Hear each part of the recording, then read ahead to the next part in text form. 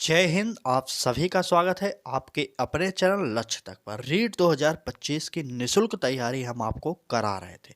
चलिए उसी प्रक्रिया को आगे बढ़ाते हुए हम आपको आज की क्लास प्रोवाइड करते हैं।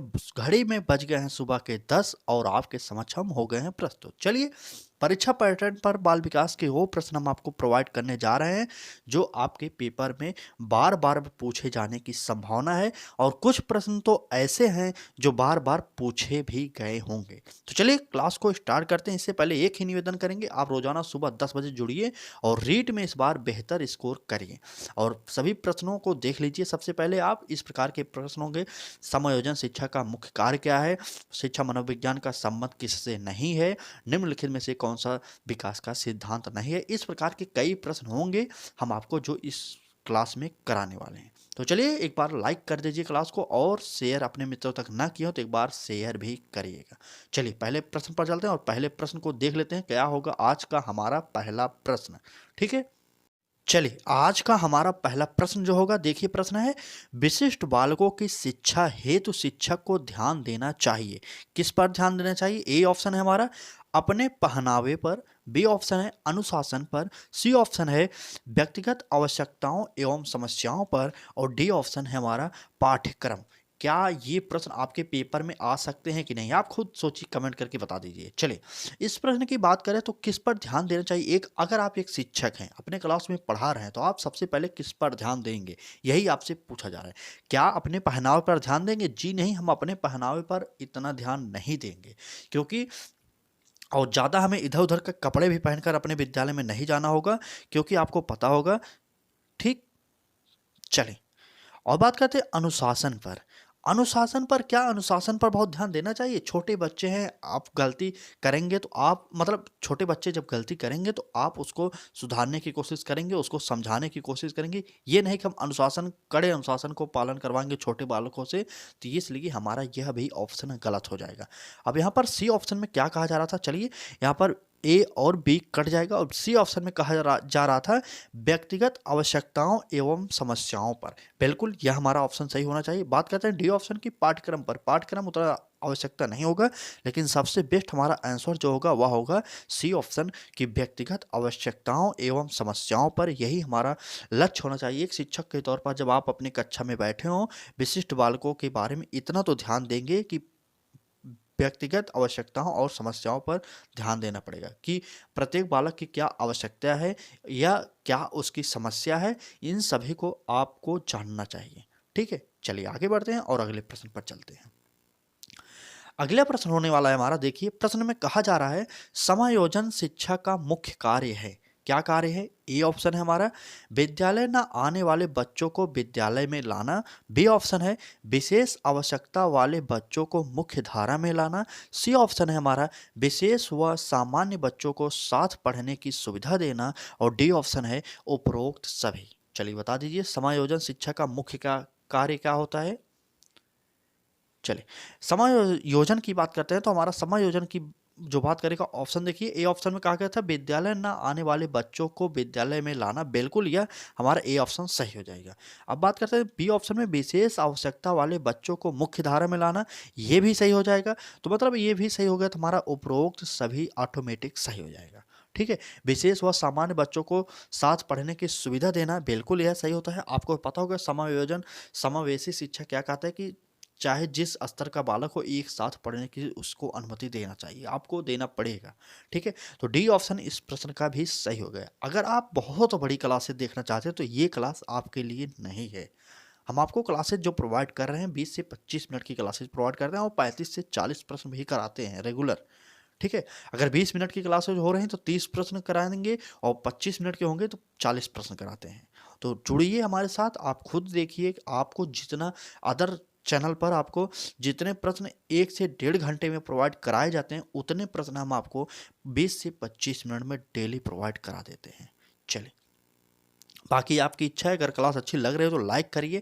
अभी तक चैनल को सब्सक्राइब नहीं किया तो निवेदन बस इतना करेंगे, सब्सक्राइब भी करिए, बेल आइकन को भी ऑन करिए, जिससे आपको नोटिफिकेशन मिलता रहे। जैसे ही सुबह के 10 बजें आपको तुरंत नोटिफिकेशन यूट्यूब भेज दे, और आप लाइव जुड़कर हमारे साथ रीट 2025 की निःशुल्क क्लासेस देख सकते हैं।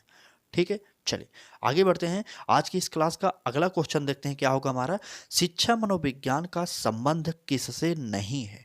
ए ऑप्शन मानव व्यवहार का अध्ययन, बी ऑप्शन मानसिक प्रक्रियाओं का अध्ययन, सी ऑप्शन सीखने के तरीकों का अध्ययन और डी ऑप्शन संचार माध्यमों का अध्ययन। चलिए बता दीजिए कौन सा विकास का सिद्धांत नहीं है। देख कहा गया नहीं है, याद करिएगा नहीं है, ठीक है। चलिए बात करते हैं ए ऑप्शन में। तो ए ऑप्शन में मानव व्यवहार का अध्ययन बिल्कुल किया जाता है। शिक्षा मनोविज्ञान में मानव व्यवहार का अध्ययन तो किया ही जाएगा। बात करते हैं बी ऑप्शन में मानसिक प्रक्रियाओं का अध्ययन, तो मानव व्यवहार के अंतर्गत ये भी आ जाएगा। और सीखने के तरीकों का इसलिए तो बना ही है शिक्षा मनोविज्ञान। तो हमारा सबसे गलत आंसर जो निकला वो निकला संचार माध्यमों का। डी ऑप्शन इस प्रश्न का सही हो जाएगा, ठीक है। क्योंकि यही गलत है, यही गलत था, इसलिए हमारा यही डी ऑप्शन सही हो जाएगा। इस प्रश्न का उत्तर डी ऑप्शन हो जाएगा। चलिए आगे बढ़ते हैं और अगले प्रश्न पर चलते हैं। अगला प्रश्न है, हाथ जोड़ के निवेदन करेंगे कि पूरी क्लासेज आप लोग देखा करिए। ये मत सोचिए कि हम सब्सक्राइब कर लें अब हम पास हो जाएंगे, ऐसा नहीं होता। आप हमारे चैनल को सब्सक्राइब किए तो आपको पढ़ना भी पड़ेगा। सिर्फ सब्सक्राइब करने से कोई पास नहीं होगा, ठीक है। आपको मेहनत करनी पड़ेगी, रोजाना क्लासेस देखनी पड़ेगी हमारी जो हो रही हैं, और प्लस अपने आप खुद तैयारी कुछ करनी पड़ेगी, कुछ बुक पढ़ने पड़ेंगे, कुछ सिलेबस देखना पड़ेगा आपको खुद। नहीं तो सिर्फ प्रैक्टिस सेट अगर आप करके सोच रहे हैं पास हो जाएंगे तो यह आपकी बहुत बड़ी गलती होने वाली है, ठीक है। यह तो रोजाना 10-20 प्रैक्टिस सेट लगाइए तब आप 101% पास हो जाएंगे, यकीन मानिए।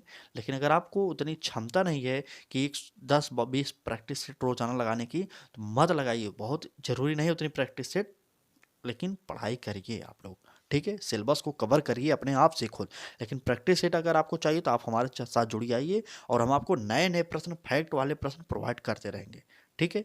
चलिए निम्नलिखित में से कौन सा विकास का सिद्धांत नहीं है? ए ऑप्शन है हमारा विकास लंबवत ना होकर वृत्ताकार होता है, बी ऑप्शन है हमारा विकास क्रमबद्ध होता है, सी ऑप्शन है विकास निरंतर होता है और डी ऑप्शन है विकास मशीनी प्रक्रिया है।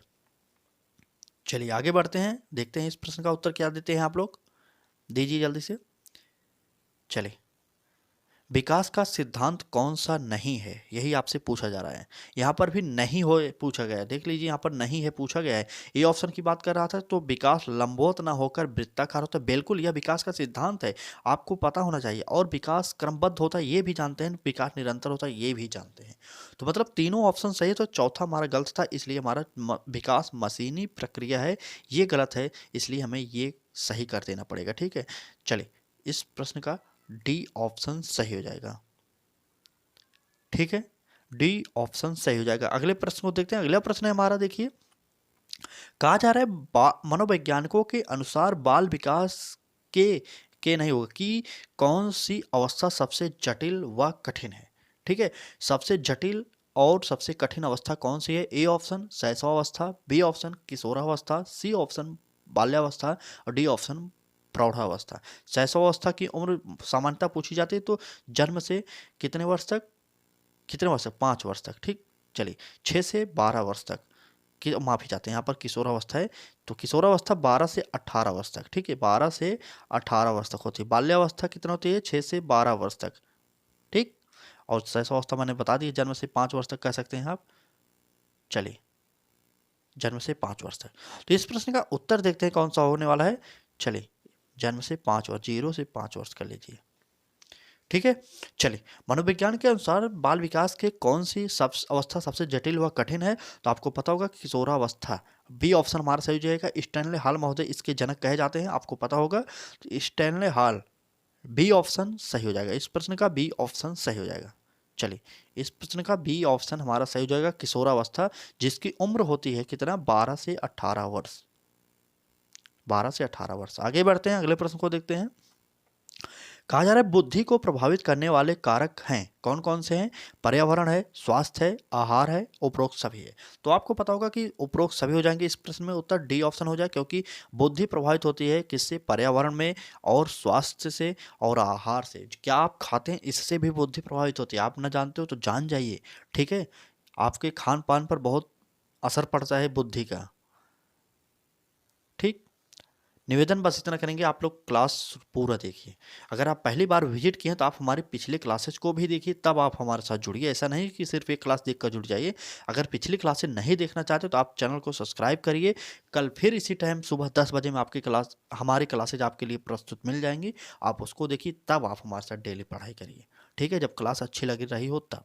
लेकिन हाथ जोड़ के निवेदन करेंगे, जो लोग हमारे साथ जुड़े हैं वो लोग 20 से 25 मिनट का टाइम निकालें अभी से, क्योंकि आपका एग्ज़ाम डेट बहुत ही नज़दीक है। हम आपको फरवरी में अपनी मैराथन क्लासेज भी प्रोवाइड करेंगे।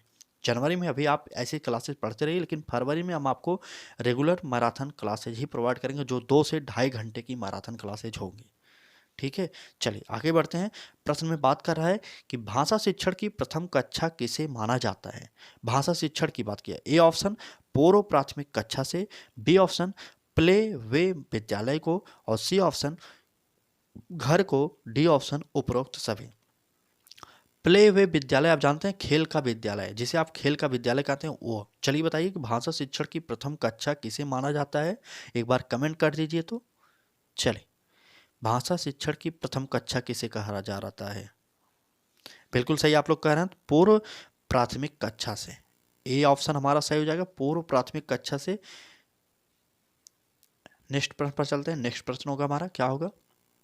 कहा जा रहा है यहाँ पर शिक्षक को गृह कार्य की जांच करनी चाहिए। अगर आप एक शिक्षक के तौर पर अपने आप को रख लें इस प्रश्न में, तो आप उत्तर सही कर सकते हैं। जैसे आप कहीं कोचिंग पढ़ाते हो मान लीजिए, तो आप अपने छोटे बच्चों को गृह कार्य देते हैं, जिसे आप इंग्लिश में होमवर्क कहते हैं, आप देते हैं, तो आपको जांच करनी चाहिए। कब करनी चाहिए? ए ऑप्शन कभी कभी, बी ऑप्शन कभी नहीं, सी ऑप्शन नियमित, और डी ऑप्शन जब छात्र कहें। सोचिए, इस प्रश्न में अगर थोड़ा भी अगर आप इधर उधर हुए तो आप गलत कर देंगे, क्योंकि यहाँ पर एक ऑप्शन जब छात्र कहें, क्या जब छात्र कहेंगे तब आप होमवर्क साइन करेंगे, चेक करेंगे? तो बिल्कुल नहीं, ऐसा नहीं होता, ठीक है। नियमित कर सकते हैं कभी कभी, ये कभी कभी ऑप्शन ही गलत है हमारा, ठीक है। कभी कभी, कभी नहीं, ये सब अगर कभी नहीं करना होता तो हम होमवर्क क्यों देते? इसलिए हमारा यह प्रश्न में सी ऑप्शन हमारा सही हो जाएगा। इस प्रश्न का सी ऑप्शन हमारा सही हो जाएगा। नियमित जांच करनी चाहिए। अगर आप एक टीचर हैं, अगर अपने विद्यालयों में विद्यार्थियों को होमवर्क देते हैं, तो आपको नियमित जांच करनी चाहिए, उसमें चूक नहीं करनी चाहिए। नहीं तो बालक सोचेगा कि हमारे सर जो हैं होमवर्क चेक ही नहीं करते, तो हम क्यों करें, ठीक है। इसलिए आपको रोजाना चेक करना चाहिए। आगे बढ़ते हैं, अगले प्रश्न पर चलते हैं। अगला प्रश्न होगा हमारा, बुरी आदतों को सुधारा जा सकता है, किस प्रकार से सुधारा जा सकता है? आपसे यह प्रश्न भी साइकोलॉजी पूछता है। आपको पता होगा मनोविज्ञान के अंतर्गत ये सभी प्रश्न भी आते हैं। आपकी टीचर की जो क्षमता है उसको पहचाना जाता है इसमें। चलिए, कहा जा रहा है बुरी आदतों को सुधारा जा सकता है। ए ऑप्शन है डांट डपट कर, बी ऑप्शन दोषारोपण द्वारा, सी ऑप्शन है अनुबंधन द्वारा, और डी ऑप्शन है उपरोक्त सभी। चलिए बता दीजिए तो, बुरी आदतों को कैसे सुधारा जा सकता है?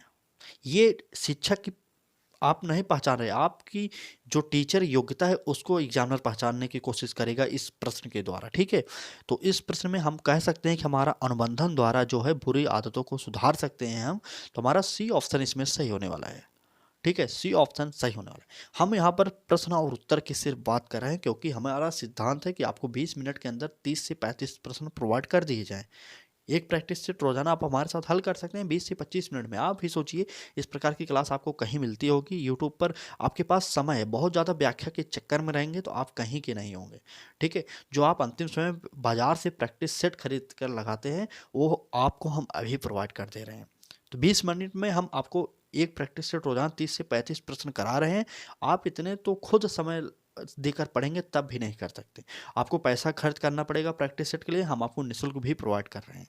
तो बस निवेदन बस इतना करते हैं कि लाइक कर दीजिए वीडियो को, और अपने मित्रों तक भी शेयर एक बार कर दीजिए, ठीक है। आप फिलहाल हमारे साथ रोजाना सुबह 10 बजे में पढ़ सकते हैं, और रीड की क्लासेस तो 10 बजे में होते हैं। अगर दोपहर में पढ़ना चाहते हैं तो बिहार शिक्षक भर्ती की क्लासेज भी हमारे चैनल पर आपको कराई जाती है दोपहर के 1 बजे में, ठीक है। चलिए, और जो लोग रेलवे की तैयारी, इसमें से टीचिंग एग्जाम के अलावा रेलवे की तैयारी करना चाह रहे हैं, बहुत जल्द क्लासेज हमारे चैनल पर रेलवे की भी प्रोवाइड करने की डिमांड हो रही थी, इसलिए हम कर रहे हैं, ठीक। चले आगे बढ़ते हैं। कहा जा रहा है समाज मिति तकनीक का प्रयोग किया जाता है, किस लिए किया जाता है? ए ऑप्शन आर्थिक स्तर की जांच में, बी ऑप्शन समाज के सर्वेक्षण में, सी ऑप्शन समाजीकरण की जांच में, और डी ऑप्शन उपरोक्त सभी। चलिए, समाज मिति तकनीक का प्रयोग किस लिए किया जाता है? तो हमारा सी ऑप्शन सही हो जाएगा, समाज मिति की जांच में। इस प्रश्न का उत्तर सी ऑप्शन हमारा सही हो जाएगा, समाजीकरण की जांच में होता है। आगे बढ़ते हैं, अगले प्रश्न पर चलते हैं। अब कुछ प्रश्न और हैं, 2-4 मिनट और दे दीजिए हमारे बस आज के लिए।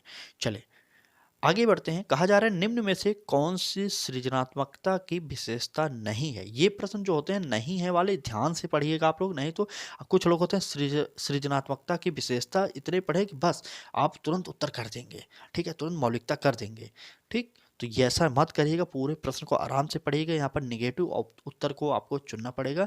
ए ऑप्शन है हमारा मौलिकता, बी ऑप्शन है उत्पादकता, सी ऑप्शन है अपरिवर्तनशीलता और डी ऑप्शन है नवीन ज्ञान की खोज। सृजनात्मकता के अंतर्गत नवीन ज्ञान की खोज भी आता है और उत्पादकता भी आता है, और मौलिकता तो मैंने पहले ही बताया कि इसके अंतर्गत आता है।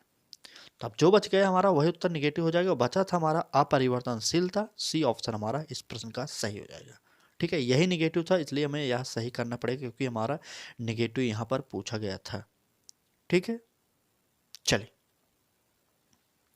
चलिए, एक पेडागोजी के प्रश्न हम आपको आज की क्लास में कराने वाले हैं। चलिए, यह पेडागोजी का प्रश्न है, देखते हैं कितने लोग सही उत्तर देते हैं। कई लोग होंगे जो दे सकते हैं, बाकी जो लोग नहीं दे पाते उनके लिए यह इंपॉर्टेंट प्रश्न है, क्योंकि आपके प्रश्न ये जो हैं पेपर में भी आ सकते हैं। पेडागोजी के प्रश्न आते हैं, आप प्रीवियस ईयर आप देखेंगे जो रेट के द्वारा पूर्व में परीक्षा कराई गई थी उसमें प्रीवियस ईयर में कुछ ना कुछ पेडागोजी के प्रश्न मिलते हैं, 2-4 प्रश्न, ठीक है। उनकी भी तैयारी हम आपको कराएंगे। चलिए प्रश्न को देखते हैं। कहा जा रहा है विद्यार्थियों से प्रतिक्रिया प्राप्त करने का आदर्श प्रतीक्षा समय, यहाँ पर खाली स्थान दिए गए, के अनुसार के अनुपात में होना चाहिए। किसके अनुपात में होना चाहिए यही पूछा जा रहा है। ए ऑप्शन पिछले पाठों से प्रश्नों का उत्तर देने के लिए विद्यार्थियों द्वारा लिया गया समय। बी ऑप्शन है हमारा वास्तविक जीवन में प्रश्न की प्रासंगिकता, और सी ऑप्शन है पाठचर्या में प्रकरण विशेष के लिए आवंटित समय, और डी ऑप्शन है प्रश्न का कठिनाई स्तर। चलिए, ये पेडागोजी स्पेशल प्रश्न है, आप लोग बता दीजिए तो देखते हैं कितने लोग उत्तर देते हैं सही। तो हमारा बिल्कुल बिल्कुल आप लोग नहीं आता तो देख लीजिए, डी ऑप्शन हमारा इस प्रश्न का सही होगा। अब यहाँ पर जो खाली स्थान दिया गया था, यहाँ पर प्रश्न का कठिनाई स्तर भरकर आप पढ़ सकते हैं, जैसे विद्यार्थियों से प्रतिक्रिया प्राप्त करने का आदर्श प्रतीक्षा समय प्रश्न का कठिनाई स्तर के अनुपात में होना चाहिए। बिल्कुल डी ऑप्शन हमारा सही हो जाएगा, ठीक। चले, बाकी आज की क्लास आपको कैसी लगी? इस प्रकार की छोटी छोटी क्लासेज आपको प्रोवाइड कराई जाएँ या बड़ी क्लासेज प्रोवाइड की जाएँ, आप कमेंट करके ज़रूर बता दीजिए। चैनल पर पहली बार आए हो तो सब्सक्राइब नहीं किए तो कर लीजिए, क्योंकि इस प्रकार की क्लासेज आपको सुबह 10 बजे में मिल जाती हैं, ठीक है। सुबह 10 बजे नोट कर लीजिए टाइम, सुबह 10 बजे डेली आपको मिलेंगे, किसी भी दिन गैप नहीं होगा। सैटरडे से लेकर मंडे से लेकर संडे फंडे सब दिन क्लास आपकी होती है, ठीक है। जुड़िए हमारे साथ और निःशुल्क तैयारी करिए, और एक भी पैसा नहीं लगता। अगर आपको इतने ही प्रश्नों की प्रैक्टिस सेट आपको करना है, आपको पीडीएफ भी प्राप्त करना है, तो कमेंट करिए, पीडीएफ भी आपको प्रोवाइड मिल जाएगी, लेकिन उसमें आंसर नहीं होगा। आपको प्रैक्टिस सेट हल करके तब पीडीएफ देखना पड़ेगा, ठीक है। चलिए, बाकी आज की क्लास कैसी लगी कमेंट करके जरूर बताना। किसी भी टॉपिक में दिक्कत हो उसके लिए भी हम आपके समक्ष हैं, आप बताइए जरूर हमें। और किस क्लास की मैराथन पहले प्रोवाइड कीजिए, मतलब किस सब्जेक्ट की मैराथन सबसे पहले आपको चाहिए, ये भी जरूर बताइएगा।